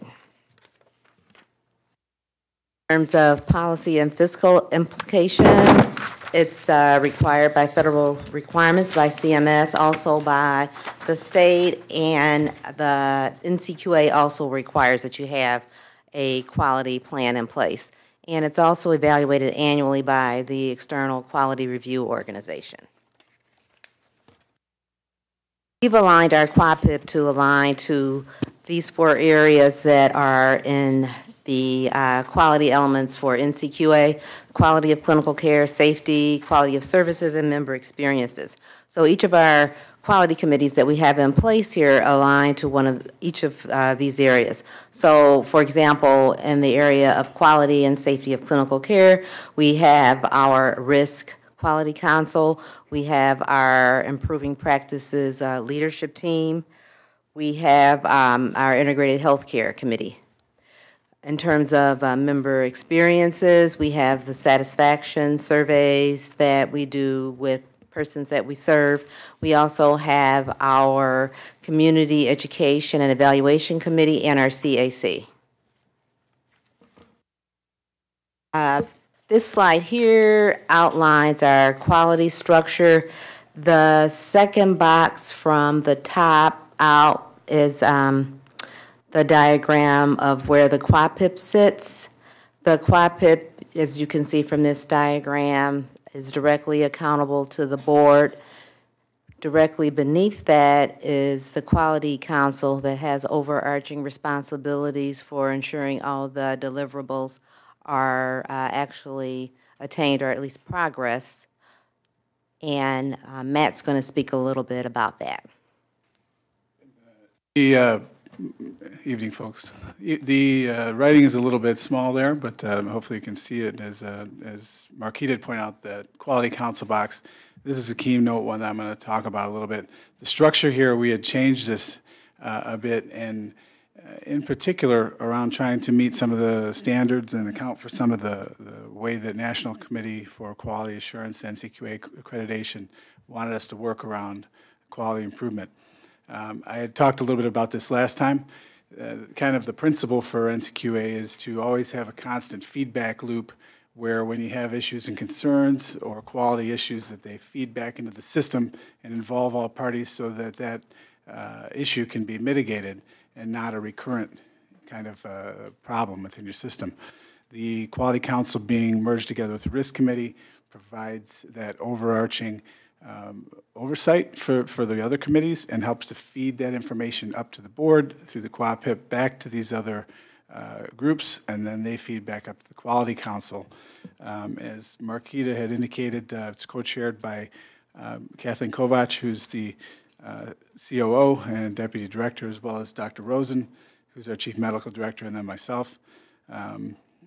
Goals for this are to monitor the overall quality programs, as I had noted, and to identify those risks and really to look for solutions for those risks and ways to provide those feedback loops so they continue to be resolved and mitigate those risks so they're not recurrent. And that really helps to create a successful way to address issues. Some of the changes that we had to make in regards to meeting what NCQA required us to do is to ensure that we stress the involvement of our medical director in all of our QI activities. And Dr. Rosen's going to speak a little bit about that in a couple of moments. We also had to expand upon how we obtained input from practitioners within the network. So on our credentialing committee, we've had to add staff from the network as participating providers on that. We have also had to develop and identify HEDIS measures that we were going to be focusing on for the year, and we've done that, and those are outlined in the QAPIP plan. We'll be measuring our performance on those quarterly and presenting those to the applicable quality improvement committees. In your board packet, there is a copy of the 30-page QAPIP year-end report and of the actual FY19 QAPIP, which is also about 20 pages. So tonight, we're not going to go through all of that. We're just providing highlights. I spoke a little bit about integrated care efforts and our complex case management program.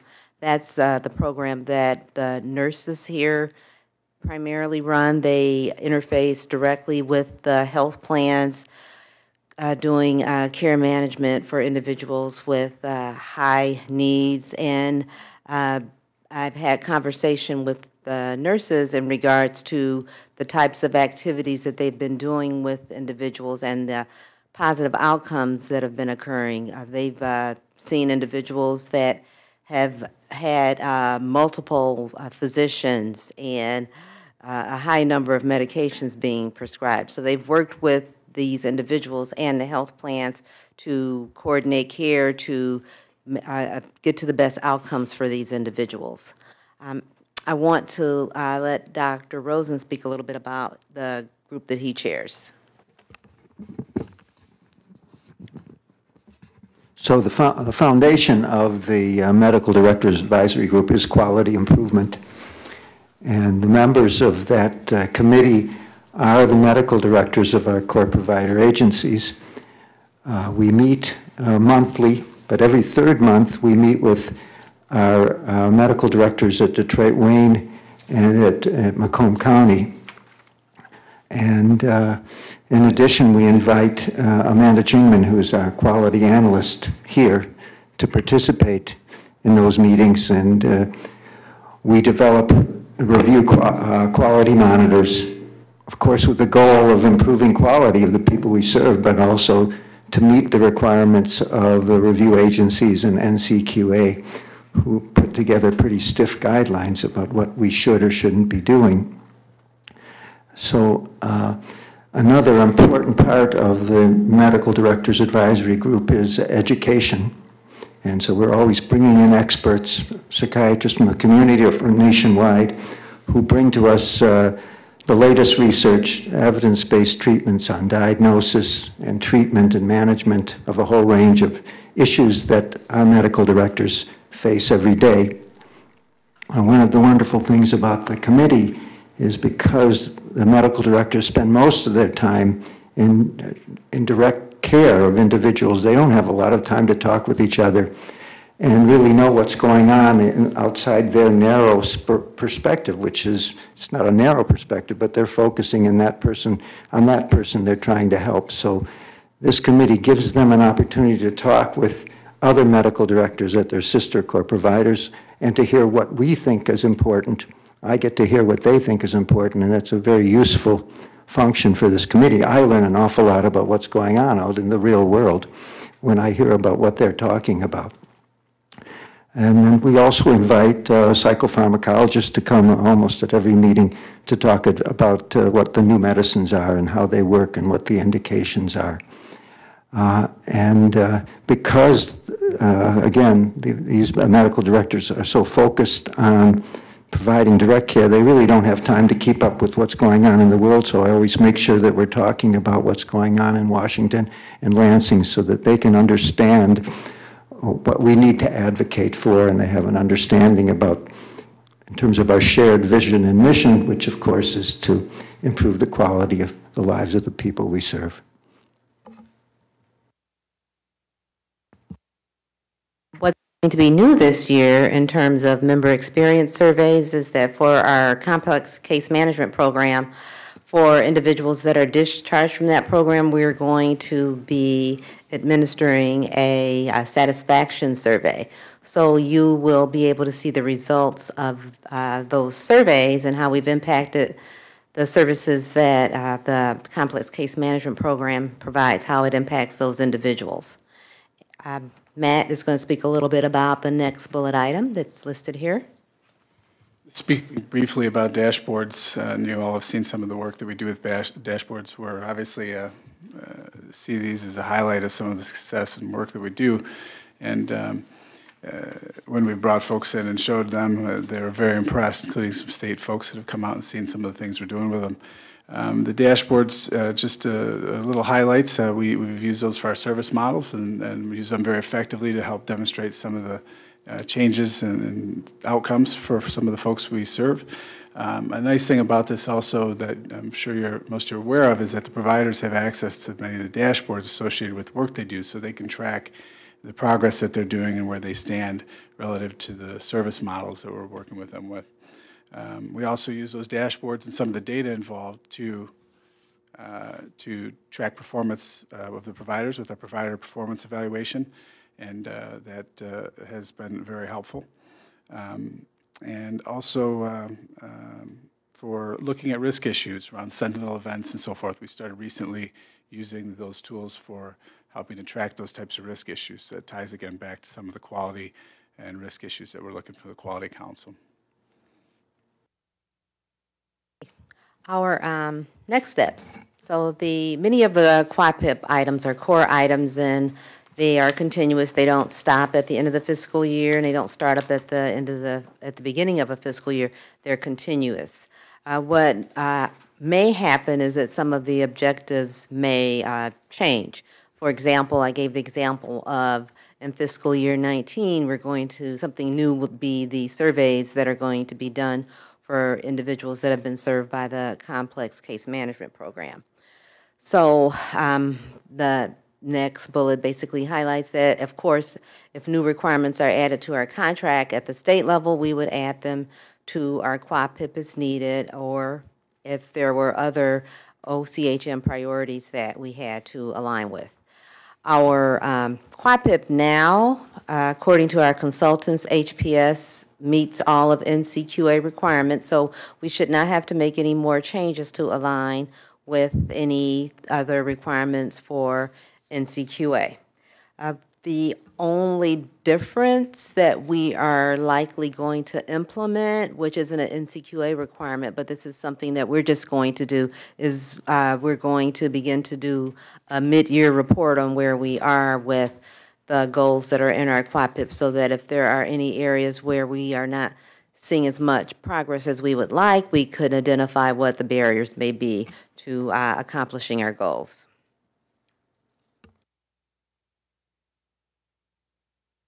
So at this point, we can answer any questions that you may have. Are there any questions? Ms. Newman?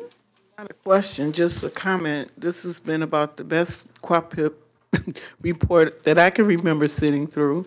And I really, no offense, Marquita, but having Dr. Rosen be a part of this and hearing that you're going to start doing a mid-year so that you can get a jump on stuff, that's excellent planning on your part.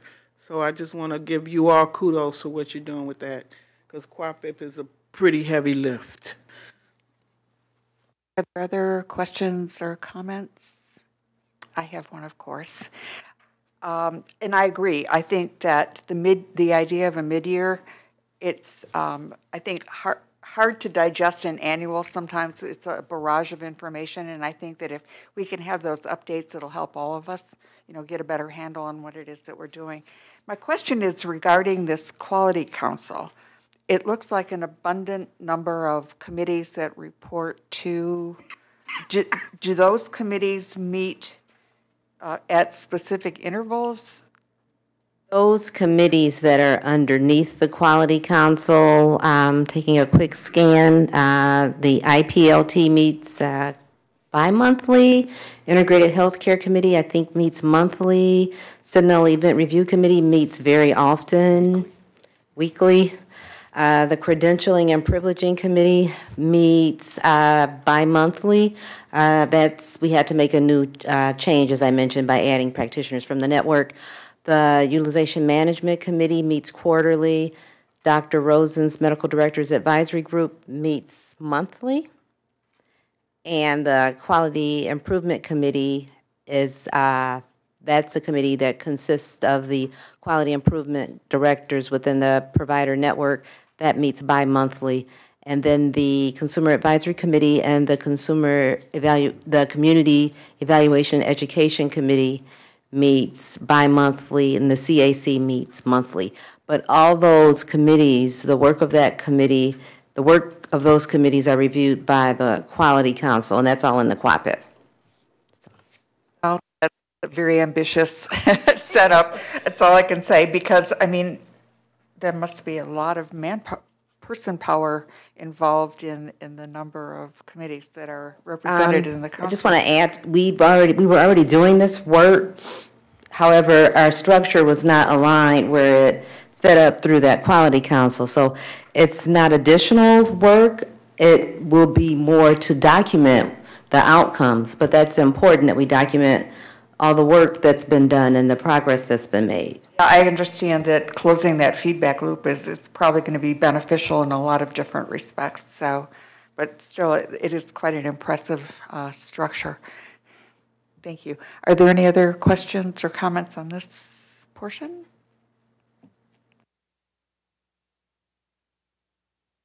We're going to move on to. So the FY19 QAPIP is an item for approval. Okay. So, is there a motion to approve? I'll make the motion to approve. Second. Oh, approved by, nearly approved by Ms. Fitzgerald, and seconded by Dr. Arrington. All in favor, please say aye. Aye. Opposed?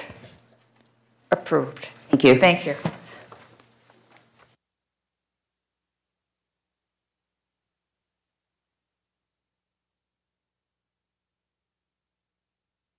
Next item on our agenda are the reports from our committees. And in your mail, the report from Jonathan Lansman regarding the Recipient Rights Advisory Committee is printed for you to review. A lot of it is an overlay to the presentation we heard today from Jean and Vicki. So he said he would be available for questions at the Committee of the Whole if anybody had any outstanding questions as a result of his report. The next report is from, I'm going to still call it the CAC, and Ms. Schulman. My report is from the meeting of November 21st. And at that meeting, Suzanne Baranski from Lakeshore Legal Aid presented. Lakeshore Legal Aid serves citizens throughout the state of Michigan that have financial challenges. Lakeshore Legal Aid helps those struggling with basic living issues, among which, but are not limited to, housing, domestic violence, financial exploitation, and elder abuse. Recognizing that transportation is a barrier to getting legal advice, Lakeshore works through a toll-free number, and I'm hoping that that number will be on our website and available. It is 1-888-783-8190. Calling this number, eligibility will be determined. The client will then speak to an attorney who will open a file and begin the process of resolution. If the attorneys are not able at Lakeshore to help, they do help prospective clients, refer them to other resources to get the help that they need to address their issues. Lakeshore helps with the clearing of criminal records and driver's license restoration.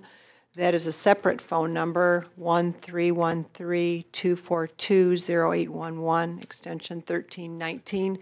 I state the number here, but it will be on the website. Lakeshore also has a long-term care ombudsman program, and I have the honor of being a volunteer under that program. I visit nursing homes and rehabilitation centers for the purpose of advocating for residents. I find it a fulfilling and wonderful experience to help others in this way. The Consumer Advisory Committee will now be called the Citizens Advisory Committee, in keeping with our attention to person-first language, which is the Oakland County Health Network's culture. Elections will be held at our next meeting for chair and vice chair of the Citizens Advisory Committee. Member reports were shared. The next meeting of a CAC will be tomorrow morning, December 19th at 9:30 a.m. Thank you, Lois. Are there any questions for Lois? Victoria, on our next agenda, we will have a change. It'll read Citizens Advisory Committee. Next item is the Oversight Policy Board. Dr. Klotz. Thank you. We meet on a quarterly basis, and we have not had our meeting yet, but we will soon. So I really have no report per se to give, other than some of the drugs that are being used are remaining somewhat at a status quo, such as cigarettes and marijuana, and the jury is out as to what the impact of the legalization of marijuana is going to have. While some things pass on it, the implementation of it has not been orchestrated yet. So contrary to what people think, it hasn't been, again, orchestrated as to how to get it, when you can get it. The places that have been designated as such have not been opened yet, so perhaps only for administrative purposes.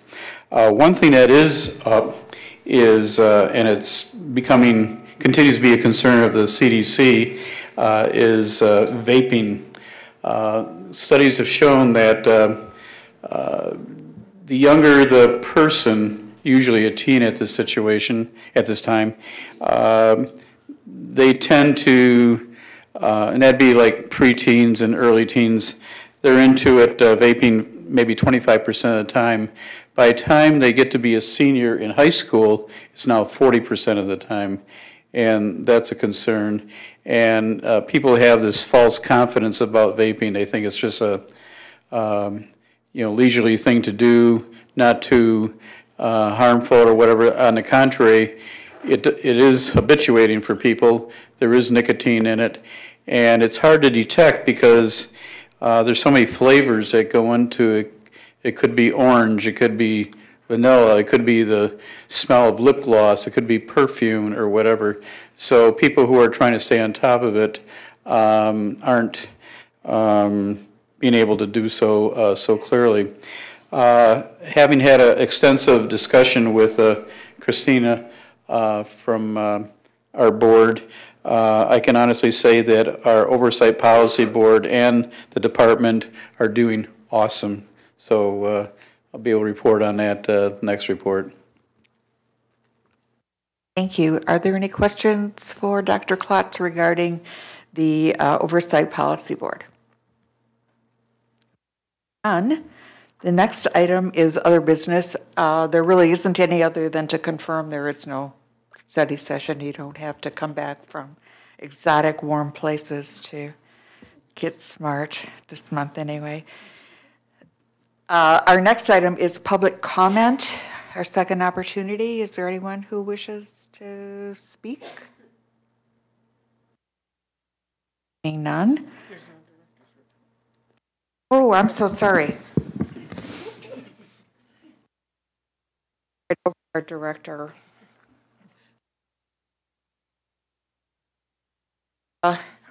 Okay, I will say I do not have a written director's report, but there are a few things. I am thrilled to hear that our CIC has officially changed their name. I wasn't at the last CIC meeting. I will be at the meeting tomorrow morning and can't wait to tell them what great news that is. I just wanted to share with you that when we talked about changing, the reason that we decided to change was because you came and talked about the culture and how you wanted to make it person first language. And truly, that was our discussion. We wanted to do it to support you and to support our Oakland County Health Network. I will say I've noticed the efforts being made towards person first language throughout our entire network. I visited the MORC, Citizens Advisory Committee, meeting last week, and they changed their name. I know Community Living Services refers to theirs as Citizens Advisory Committee, and I'm not sure of the others, but I'm hoping to visit them all and talk about why it is a culture shift to just show the most respectful and highest level of respect we can for the people that we serve. One of the first things I had asked right as soon as I started is I wanted us to look at all of our policies and our electronic healthcare record and make sure that we are setting the example of how we refer to those that we serve. And I was told that during the month of December, our electronic healthcare record would be going through some changes, and we would be testing to make sure that if we removed the word consumer and replaced it with person, that still all of our data collection would work. So I wasn't sure exactly what day the rollout would occur, but I'm pretty positive it happened in the last week or so because I heard from multiple folks within the provider network, advocates, and others that they immediately noticed when they logged into OCHN that we no longer have the consumer record and the consumer name, and now it is all person first language throughout our entire system. So I know these things don't happen immediately. I know they don't happen easily. I have been in multiple meetings with the core provider network, including the CEO. I was in a meeting with Brent Worth today, and he was correcting his staff. We call people people. We don't call them clients. Dennis Bott has stopped me and said he's very supportive of these changes. And I'm also hearing from folks at the state level. Larry Scott, who runs substance use services at DHHS, has said that he has given directions to his staff to stop referring to people as clients and consumers and refer to people as those that we serve. So culture change happens, and it starts with a commitment to try and to work together in a very positive, collaborative way. And I'm definitely seeing that. Some other things regarding culture, I know since our move to this building, there's been feedback that we might have lost some of our warmth. in the building by going to a bigger building and a different layout. So today you'll notice that we have some artwork in this room, also out in the lobby area. We have been collecting artwork of those that we serve, and we are figuring out how to display things. We not only got painted work, we also have ceramics, and we're ordering some shelves. And we want it to be a warm and welcoming environment for everybody. And we think there's no better way to do that than to support the artwork of those we serve, so we're reminded constantly of why the work we do is so important and to keep us grounded and focused on outcomes for people. So I hope we'll be able to do that. As we end 2018, I'm ending 5 months on the job. It's been a wonderful 5 months, and I want to thank everybody for the warmth that I have received from each of you. And I want to thank our staff for listening to my messaging and just helping carry it forward and all the hard work we do. Those also, I want to thank our provider network, the folks we serve, the advocates. I know Liz Bauer has been an advocate for People First Language for a long time. And, you know, we've got some continuing difficult times ahead of us. I'm sure you're all aware the health plans still would like to take over our public system, but I know we have a lot of champions for the good work we do at OCHN throughout our provider network, and because we are a locally governed and publicly funded system, and we will continue to let people know the good work we do and why we believe that the public system is best for those that we serve. So we thank you for your partnership and collaboration. We look forward to a terrific 2018, working closely with all of you. Worth waiting for. I just want, in my own defense, the copy of the agenda that I have does not have director's report on it. So I printed it early, and I always make notes on it, so I'm on top of it, but there is no director's report. I'll confirm it's not there. So it was not an oversight, it was just me not thinking ahead, that's all. Do you have any additional comments? Because that's the next item on my agenda anyway. No, okay. Are you sure? I'm fine. Okay. Thank you for accepting my apology and explanation. So the next item would be board member comments. Ms. Newman. I just want to comment on the new pictures that are in the lobby. When I walked into yes, Christine, you're listening. And I hugged the rest of the people from the PR department because it really means a lot when you come into this building and you can see people that look like you on the walls and people that look like you throughout the building. You feel more a part of things. And it may seem like a small thing to somebody else, but when it's you and your culture, your ethnicity, your issue, and you see it reflected in a space like this, it gives you the dignity and respect that you deserve. So I want Christine Burke and her team to know that you made me very happy today.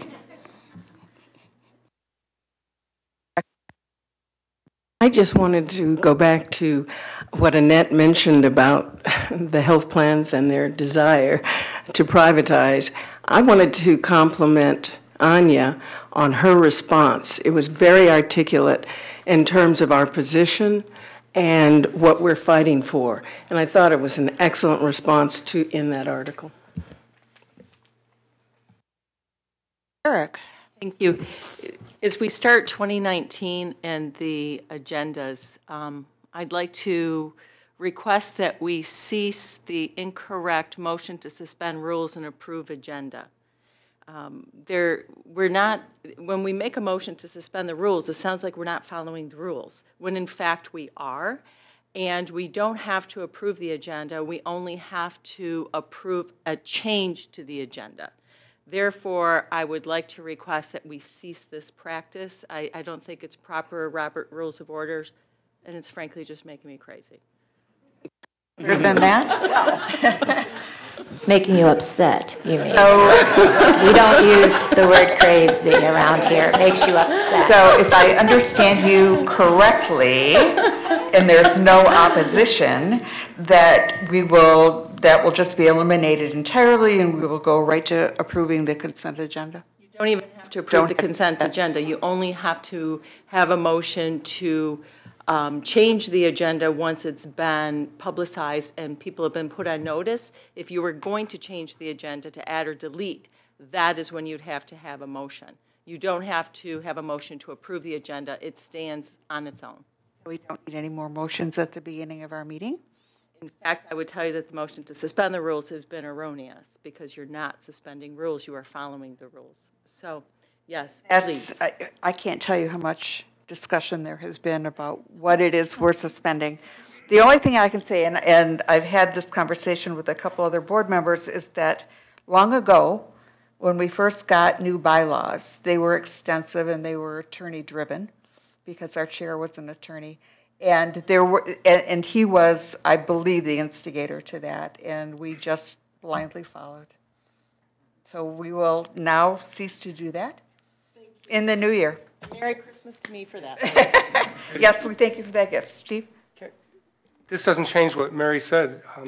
We've been talking about this, like, why are we doing this? But sometimes we've looked at the consent agenda online or however we get it, and sometimes somebody might want to move something from the consent agenda actually to the actual agenda and discuss it rather than just accept it. So but that would still fall into what you said. If there's nobody who wants to change anything, there's nothing to approve.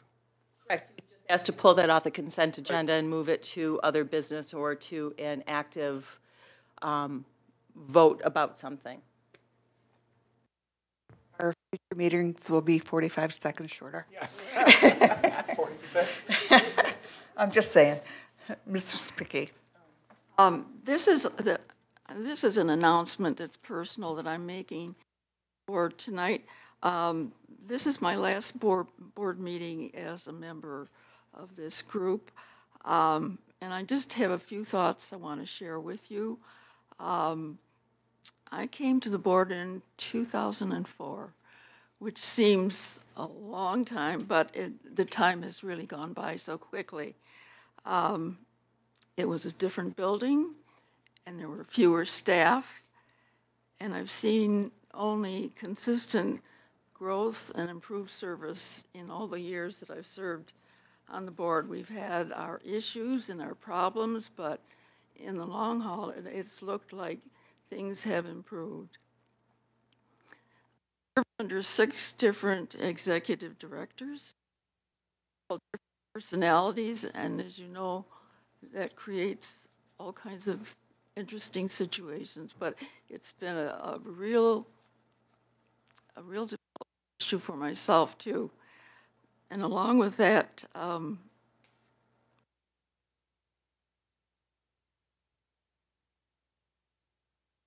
sorry, my voice is not working too well tonight. Those early meetings I kind of categorized as a good old boys club kind of meeting where there were very few women on the board at the time. I don't know if there were 2 or 3 of us. And now I look around and there are 7 of us. So that's a big change. I really came because I had just retired and I really wanted something that would be very challenging and satisfying at the same time. And I have to truly say that this experience provided both of those pieces, and I really appreciate it. I found it. There was lots of learning and lots of unlearning and lots of relearning to do. And I think the people who sit on the board and the people who sit as a staff of this agency, and above all, the consumers and family members are the ones who begin to teach you what you really need to know about this service system. All those people that I've just listed are the people that give you the help you need as a new board member. But I think I'd like to just personally say that the most important help that I received as a board member really came from the individual consumers, persons sitting on this board or family members who have received service are the people that really tell the story. And I found them to be the people that helped me, and appreciated them so very much and learned so much from them. I have lots of memories of some of the important projects that we as an agency have accomplished, and I just picked out a few of them that stand out for me. The FQHC for the Pontiac area was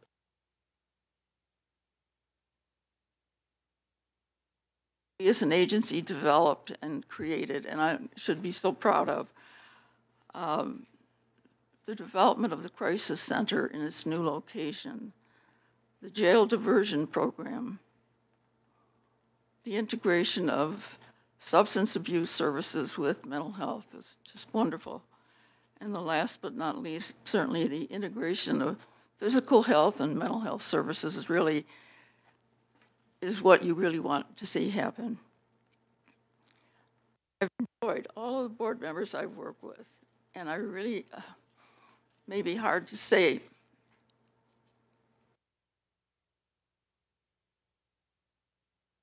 consider them all my friends. I really feel it as if I've gotten to know each and every one of you personally and worked with you, shared thoughts and many experiences, and I want to thank you. It's a diverse group, but I think we're able to affect changes. Despite our diversity, despite our differences, somehow we always, as a board, moved ahead, and it's a wonderful.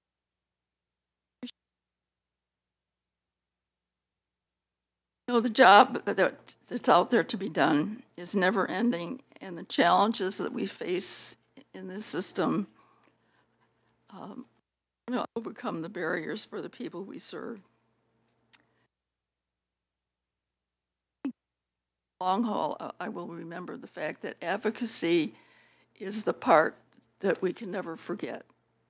It's what makes us believe that we're working for our persons in the system. And I think the advocacy that I've experienced in the years from 2004 has been overwhelming and has made a difference in how I look at many different systems. And I hope we as a system never lose that strength, because if we lose it, we have lost a big, important fact. I want to thank all of you, and I appreciate my experience that I've had.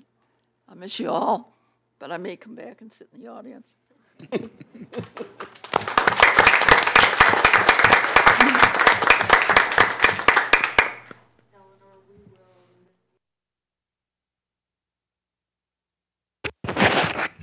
Well, that was good. I think that was my cue to stop talking. We appreciate all that you've contributed. We will miss your voice and your passion. I think that you have taught us. I'm appreciative of hearing that we have taught you as well, but we've all learned from you too. So I personally appreciate your contribution, and we'll miss you. I'm going to miss coming on 275, 696, and 75 3 times a month. I will, because I love to drive, but it really has reached a point where when parts of your body tell you you can't do it as well, you need to think about another chapter in your life. So, but I will miss you guys. Are there any other board member comments? I noticed that we don't have the times on the agenda for the different items. Was that change? Was there a discussion to change that, or?